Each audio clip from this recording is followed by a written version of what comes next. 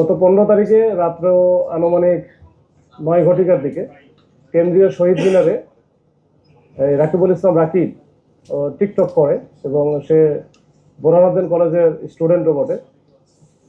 তো সে যখন তার মোটরসাইকেল নিয়ে এসে পার করে উপরের দিকে মানে বেদের দিকে যাচ্ছিল তখনই কিন্তু এই ঘটনা ঘটে।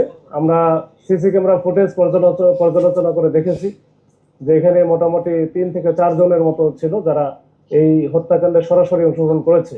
যুক্তরাষ্ট্রের 1 নম্বর জিম চেইন গোল্ড জিম এখন আবারও বাংলাদেশে বসুন্ধরা আবাসিক এলাকা ও বসুন্ধরা সিটি শপিং মলে।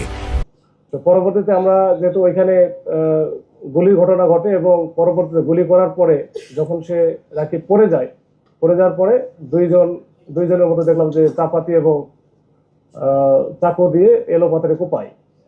তো কোপিয়ে তখন তারা পালিয়ে যেতে থাকে তখন একজন রাফিন শিহাব নামে একজনকে ওইখানে স্থানীয় জনতার সহায়তায় পুলিশ কিন্তু একজনকে ধরে।